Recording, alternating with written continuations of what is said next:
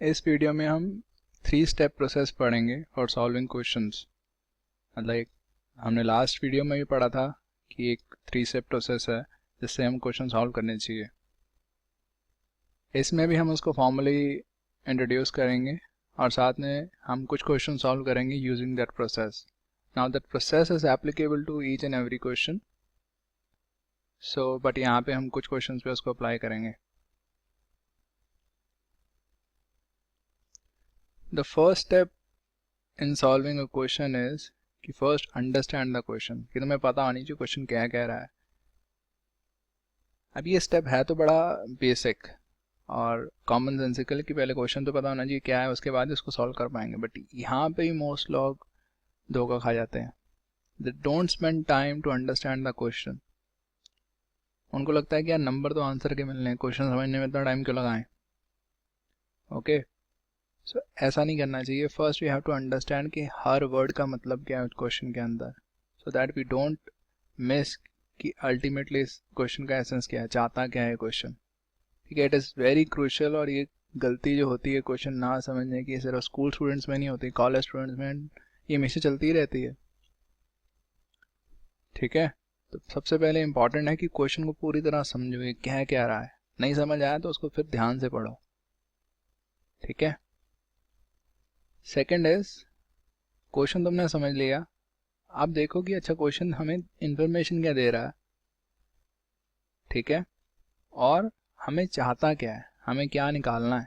दो चीज़ें तुम इनको मैथमेटिकल टर्म्स में सोचो। Okay, so this is what I have been given, ये मुझे दिया हुआ है और ये मुझे चाहिए। ठीक है, सो जब तुमने अगर क्वेश्चन को अच्छी तरह से समझा है तो सेकंड स्टेप बड़ा नेचुरली तुम्हें आ जाएगा, तुम्हें पता लग जाएगा कि अच्छा ये मुझे इन्फॉर्मेशन दी हुई है और ये मुझे चाहिए। उसके बाद थर्ड स्टेप क्या है? थर्ड स्टेप है कि तुम अपनी पुरानी नॉलेज को यूज़ करो। तुमने समझ लिया कि मुझे क्या दिया और क्या चाहिए, अब तुम देखना कि अच्छा इस क्वेश्चन में, इस कंटेक्स्ट में और क्या इन्फॉर्मेशन यूज़ कर सकता हूँ। पुरानी मैंने थ्योरम्स पढ़ी होंगी, एक्सियम्स पढ़ी होंगी, या अगर मैं जनरल बात करूँ तो तुमने कुछ फार्मूलाज पढ़े होंगे, और कुछ जो मैथमेटिकल नॉलेज है तुम्हारे पास, वो कौन से नॉलेज यहाँ पे अप्लाई हो सकती है वो सोचो, फिर उस क्वेश्चन को सॉल्व करना स्टार्ट करो। ये नहीं कि एकदम से बस क्वेश्चन देखा और सॉल्व करना स्टार्ट। पहले उस क्वेश्चन के बारे में सोचो कि हमें दिया क्या हुआ है, क्या चाहिए, उसके बाद यहाँ पे कौन सी एक्स्ट्रा इन्फॉर्मेशन यूज़ कर सकते हैं हम इस क्वेश्चन को सॉल्व कर, फिर उस क्वेश्चन को सॉल्व करना स्टार्ट करो। ठीक है, so let's take our first question here. The question से जो एग्जाम्पल 2 लिखा हुआ है, this is our first question here, but 2 इसलिए लिखा हुआ है बिकॉज एनसीईआरटी में दिस इज एग्जाम्पल 2। सो यहाँ जो नंबर्स लिखे हुए हैं एग्जाम्पल 2 या एक्सरसाइज क्वेश्चन नंबर, ये सब एनसीईआरटी के हिसाब से हैं। तो अगर if you have NCERT book तो तुम्हें रेफर करना आसान हो जाएगा, बट अगर एनसीईआरटी बुक नहीं है तो अभी तुम्हें ज़रूरत नहीं है, सारे क्वेश्चंस और सारा सॉल्यूशन यहीं पे होगा। ठीक है, so it says that in the given figure, ये हमारी फिगर है, ray O S stands on a line P O Q. So P O Q ये लाइन है, इस पे रे ओ एस स्टैंड करती है। ये रे ओ एस है और ये हमारा पी ओ क्यू है। Ray O R and ray O T are angle bisectors of angle P O S and angle S O Q respectively. तो ये क्या कह रहा है? फर्स्ट ऑफ ऑल यहाँ पे जो की टर्म आ रही है वो है एंगल बाइसेक्टर्स। एंगल बाइसेक्टर्स क्या होते हैं? बाइसेक्टर का मतलब होता है, बाय का मतलब होता है टू, सेक्टर का मतलब होता है हिस्से। ठीक है, तो एंगल बाइसेक्टर का मतलब होता है ऐसी लाइन जो एंगल को दो इक्वल हिस्सों में डिवाइड करती है। ठीक है, सो एंगल बाइसेक्टर का मतलब होता है कि ऐसी लाइन जो एंगल को दो इक्वल हिस्सों में डिवाइड करती है।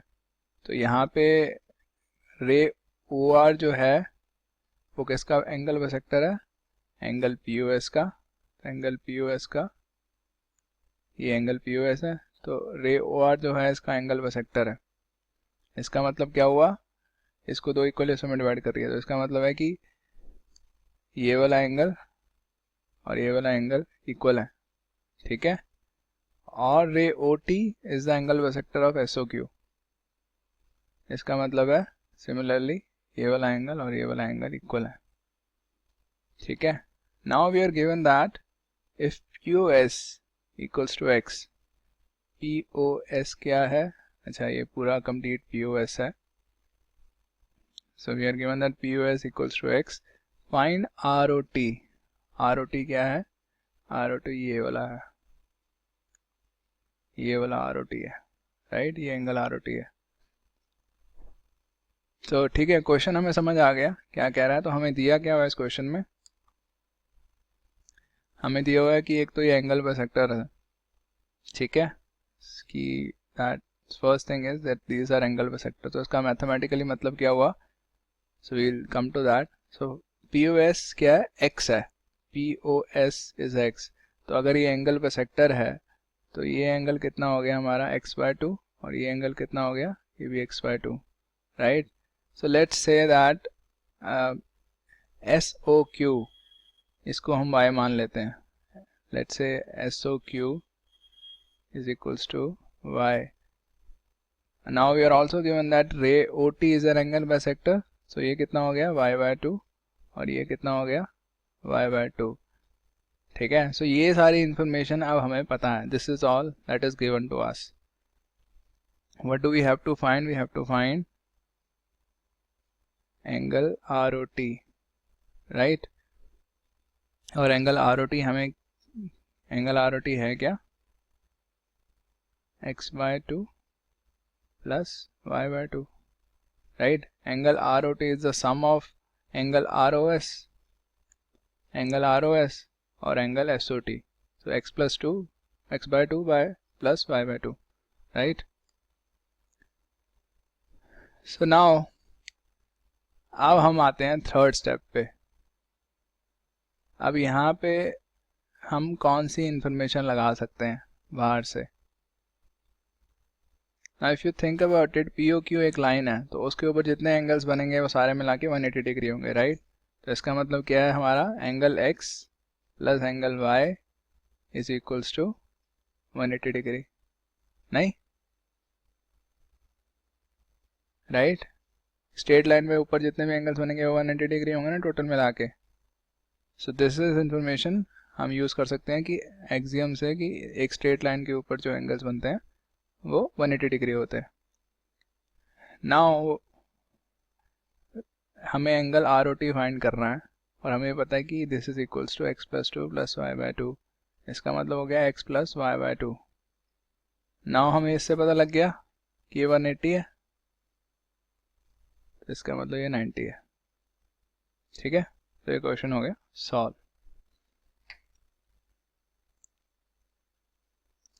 Now the next question. अब यहाँ पे मैं भी जो भी क्वेश्चन सॉल्व कर रहा हूँ, आई विल सजेस्ट कि पहले तुम ये क्वेश्चन सॉल्व करने की कोशिश करो. कुछ प्रॉब्लम्स आती हैं या प्रॉब्लम नहीं भी आती हैं, सॉल्व करने के बाद इसका सोल्यूशन देखो. Don't just look at the solution जैसे जैसे मैं कर जा रहा हूँ, क्योंकि जितना तुम करोगे, जितना तुम खुद सॉल्व करोगे इन चीज़ों को, उतना तुम्हारा दिमाग बढ़ेगा, उतनी तुम्हारी एबिलिटी बढ़ेगी उनको सॉल्व करने की. ठीक है, so you can pause the video here and try to solve the question, क्योंकि जब तक तुमने पढ़ा है उसको अप्लाई करने की कोशिश करो इस क्वेश्चन पे. ठीक है, तो let me solve it. In the given figure OP, OQ, OR and OS are 4 rays. तो ठीक है, 4 रेज हमें दी हुई हैं. Prove that POQ is this angle, QOR this angle, SOR this angle, and POS is this. हमें prove करना है चारों एंगल मिला के 360 डिग्री है. ठीक है, सो हमने क्वेश्चन समझ लिया. मैथमेटिकली हमें क्या दिया हुआ है? मैथमेटिकली हमें बेसिकली कुछ खास नहीं दिया हुआ है, बस ये दिया हुआ है कि 4 लाइन्स ऐसे इस ऑर्डर में इस तरह से कंबाइंड है और हमें प्रूव ये करना है मैथमेटिकली. ठीक है, सो नाउ हम आते हैं स्टेप 3 पे.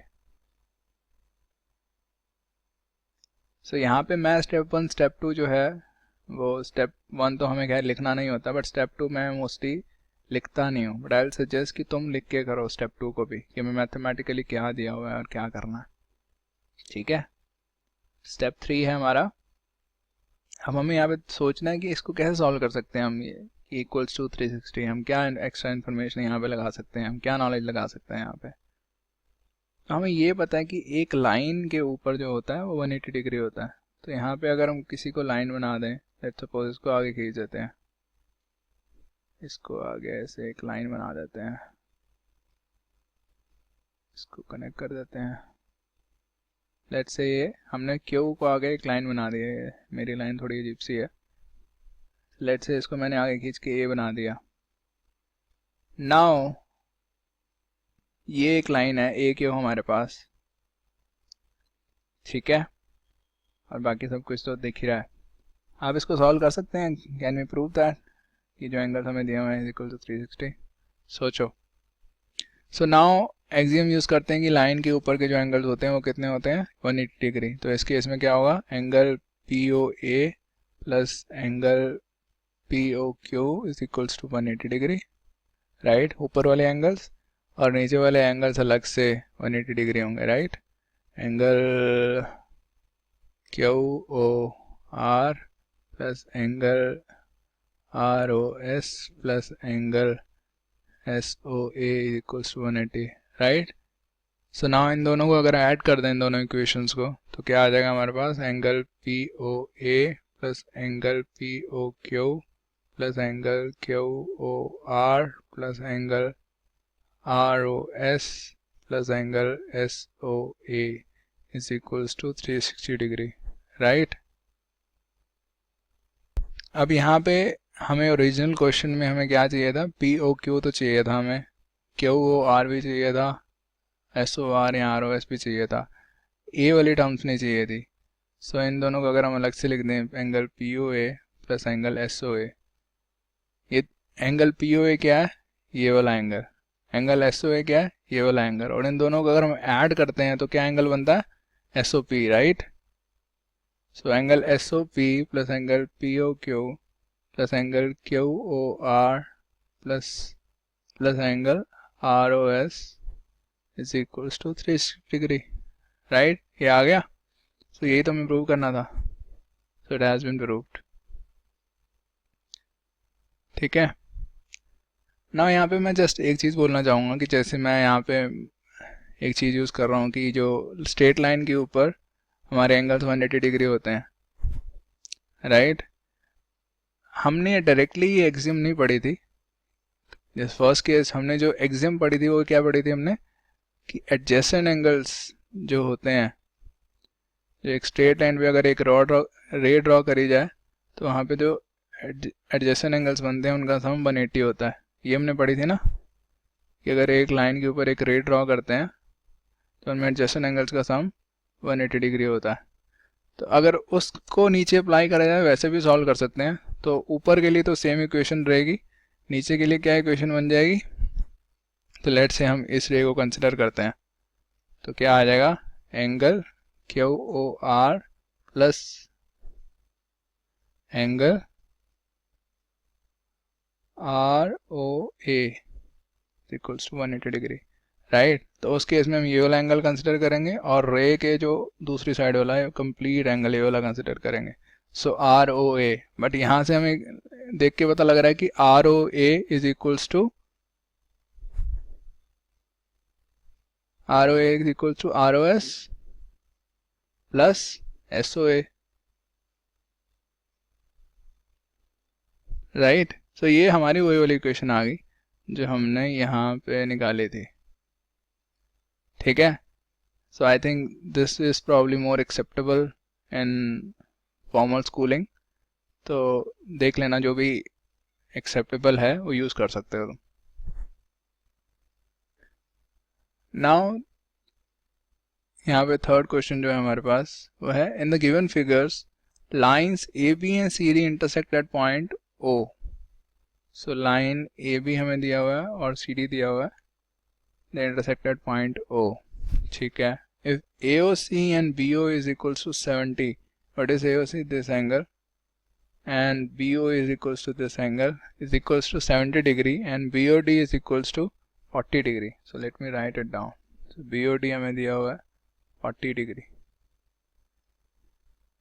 Find angle BOE, तो हमें फाइंड क्या करना है, ये वाला एंगल फाइंड करना,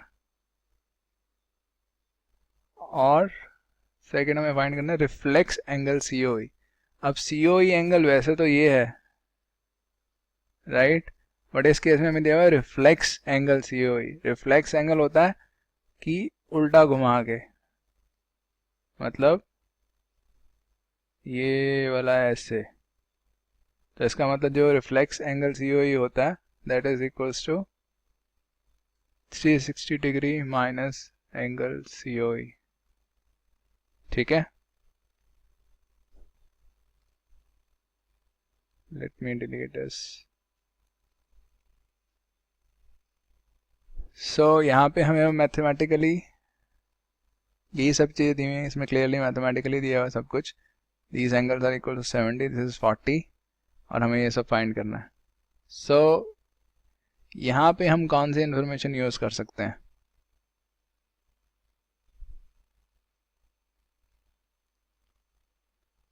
एक तो हम स्ट्रेट लाइन वाली यूज़ कर सकते हैं। सो this is step 3 which is solving the question. एक तो हम स्ट्रेट लाइन वाली यूज़ कर सकते हैं, उसका मतलब क्या हुआ, angle AOC plus angle COE plus angle BOE is equals to 180 degree, right.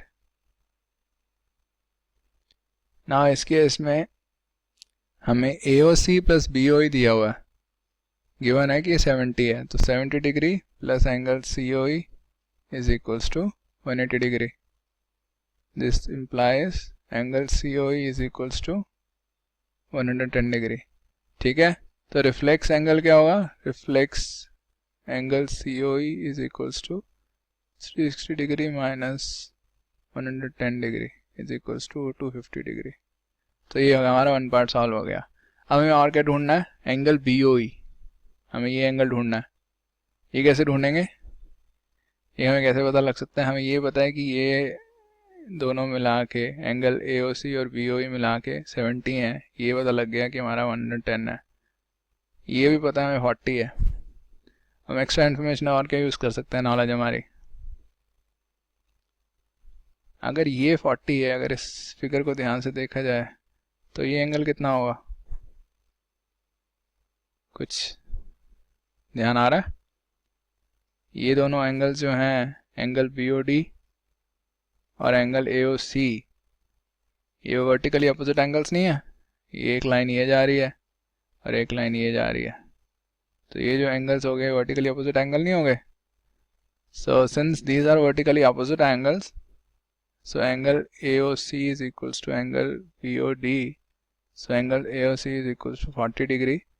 Now we know that AOC plus BOE is equals to 70 degree, so angle BOE कितना हो जाएगा, 70 degree minus 40 degree is equals to 30 degree. ठीक है, तो ये हो गया solve. Now this question, so ये हमें फिगर दी हुई है और ये दिया हुआ है x plus Y is equals to Y plus Z, right. वैसे भी अगर फिगर देखी जाए तो x प्लस वाई, अगर ए बी एक लाइन है, अच्छा ए बी हमें लाइन प्रूव करना है okay, then prove that A B is a line. So हमें चार एंगल्स दिए हुए हैं x y w z, और हमें प्रूव करना है ये लाइन है, राइट। सो ये हमें क्वेश्चन अब समझ आ गया कि हमें लाइन प्रूव करना है, तो मतलब हमें पता नहीं है कि लाइन है कि नहीं है। फर्स्ट ऑफ ऑल जो हमें प्रूव करना है वो हमें पता नहीं है, ठीक है, और हमें ये इन्फॉर्मेशन गिवन है। सो मैथमेटिकली इसका क्या मतलब हुआ कि हमें इसे प्रूव करना लाइन है। What does it mean mathematically,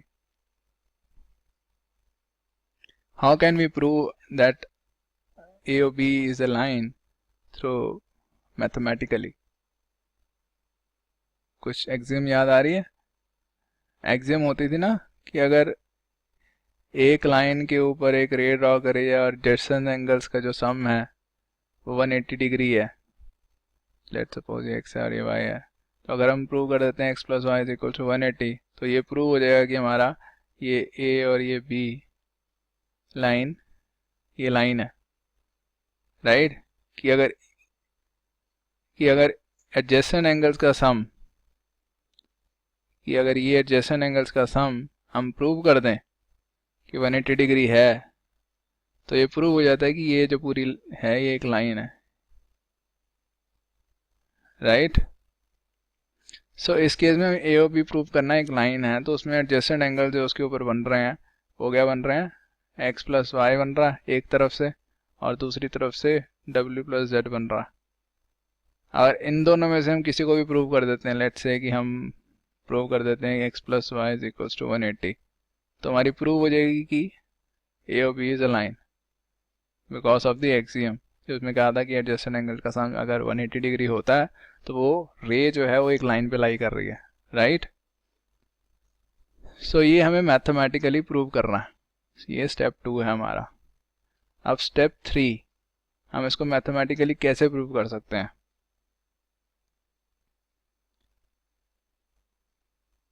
अब नाउ इसमें जो बाहर से इंफॉर्मेशन हम यूज़ कर सकते हैं वो ये है कि हमें पता है कि एक सर्कल में जो एंगल होता है वो कितना होता है ना, 360 degree, right. Now if you look at the figure, उसमें x plus Y plus W plus Z ये पूरा मिला के एक सर्कल कॉन्स्टिट्यूट कर रहे हैं, राइट। पूरा सर्कल कंप्लीट हो रहा है ना एक, तो इनका मतलब, इसका मतलब है ये 360 डिग्री होंगे टोटल। अब हमें पता है कि x प्लस वाई और डब्ल्यू प्लस जेड इक्वल है, तो डब्ल्यू प्लस जेड की जगह हम x प्लस वाई लिख सकते हैं। इसका क्या मतलब हो गया, 2x plus Y is equals to 360 degree.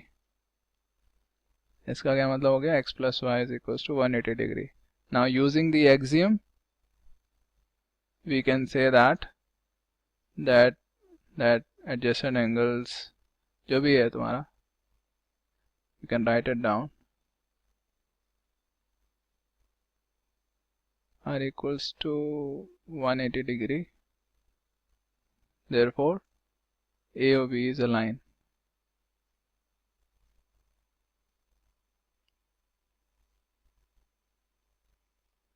ठीक है, since adjacent angle का सम 180 डिग्री है, we can say that AOB is a line। now x plus y अगर 180 है तो w plus z भी 180 होगा, तो दूसरी साइड वाले भी 180 है, तो कोई भी adjacent angles को लेके हम प्रूव कर सकते हैं that AOB is a line। ठीक है, क्लियर है। कोई डाउट्स हो you can ask in the comments। now this is probably the last question here। in the given figure POQ is a line, so ये हमें दिया हुआ है एक लाइन है, हमें पहले से दिया हुआ है, रे AOR is perpendicular to line PQ, so ये हमारा राइट एंगल हो गया। OS is another ray lying between rays OP and OR, so ये एक OS जो है हमारी एक रे है जो बीच में लाई कर रही है, इसका मतलब कुछ दिया नहीं है, बसक कर रही है नहीं कर रही है हमें नहीं पता। ठीक है, हमें अब प्रूव करना है एंगल ROS, ये वाला angle is equals to angle QOS 1/2 of angle QOS। QOS क्या है, QOS ये पूरा है, माइनस POS, POS ये है। ठीक है, सो ये हमें मैथमेटिकली प्रूव करना है, और हमें मैथमेटिकली पता क्या है, that this angle is, that angle ROQ is 90 degree, और हमें पता है कि POQ इज अ लाइन। ठीक है, तो दो चीज़ें पता है हमें। सो स्टेप 3, तो इसको हम कैसे सॉल्व कर सकते हैं। एक तो सिंपल से है कि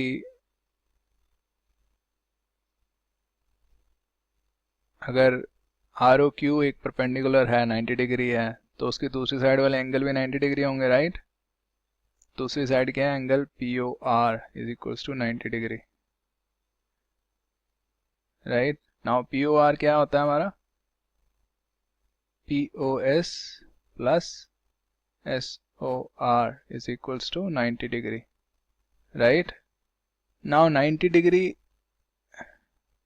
और क्या है हमारा, 90 डिग्री है एंगल QOR, राइट। यहाँ से देख के पता लगा ना एंगल QOR क्या है, angle POS plus angle SOR is equals to angle QOR। अब हमें चाहिए क्या, हमें चाहिए QOS, तो QOS कहाँ से आएगा, QOR तो ये रहा, QOS लाने के लिए हमें क्या करना पड़ेगा, इसमें ऐड करना पड़ेगा ROS, राइट। तो अगर हम दोनों साइड ROS ऐड कर दें या SOR ऐड कर दें,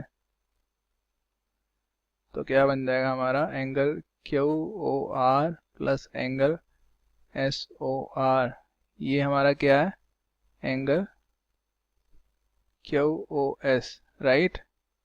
और यहाँ पे क्या आ गया angle P O S plus 2 angle S O R, तो ये क्या आ गया हमारा angle S O R 2 is equals to angle Q O S minus angle P O S.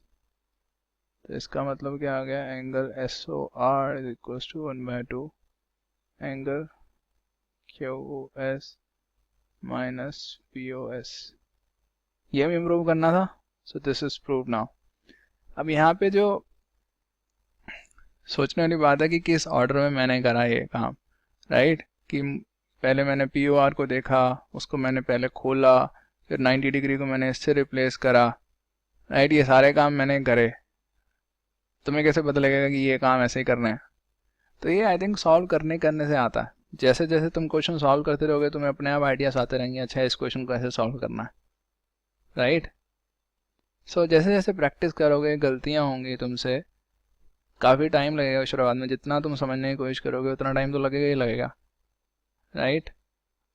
Intelligence जो होती है बंदे की, it's just an accumulation of hard work. जितना हार्ड वर्क करते रहोगे उतनी तुम्हारी इंटेलिजेंस बढ़ती रहेगी। शुरुआत में सबसे ज़्यादा टाइम लगेगा, बट धीरे धीरे क्वेश्चन सॉल्व करने आसान आते जाएंगे, क्योंकि अपने आप दिमाग में आइडियाज आने लग जाएंगे कि अच्छा इसको मैं ऐसे कर लेता हूँ, इसको मैं ऐसे कर लेता हूँ, ठीक है। तो हमेशा सोचो खुद कि मैं खुद सॉल्व कैसे करूँगा, उस पर खुद टाइम लगाओ, 15 मिनट, आधा घंटा, 1 घंटा एक क्वेश्चन पे। धीरे धीरे क्वेश्चन आसान होते जाएंगे। ये नहीं कि नहीं मेरे से हो ही नहीं सकता, ऐसा कभी मत सोचना, ये हमेशा गलत रहेगा। हर बंदा हर कुछ कर सकता है, तुम भी सब कुछ कर सकते हो, ठीक है। माय ऑब्जेक्टिव, जो मैं इन वीडियोस बनाने का मेरा ऑब्जेक्टिव है वो ये है कि लोग मैथमेटिक्स को समझें, रट्टा ना मारे। सो समझने का एक एस्पेक्ट ये है कि तुम उसे खुद सॉल्व करो, क्योंकि जब तक खुद सॉल्व नहीं करोगे तुम्हें समझ आएगी नहीं मैथमेटिक्स, ठीक है। सो खुद सॉल्व करो, कुछ प्रॉब्लम्स आ रही हैं then you can look at the videos, और बाकी एक अप्रोच जो वीडियोस में दी गई है उसको फॉलो करने की कोशिश करो। लॉजिकल जो 3 स्टेप प्रोसेस हम बात करेंगे, पहले क्वेश्चन को समझो, फिर देखो कि मुझे मैथमेटिकली क्या दिया हुआ है, क्या चाहिए, उसके बाद मैं कौन सी इन्फॉर्मेशन यहाँ पे यूज़ कर सकता हूँ। एक स्टेप बाय स्टेप अप्रोच बहुत हेल्प करेगी तुम्हें क्वेश्चन सॉल्व करने में, ठीक है। चलो ओके, थैंक यू।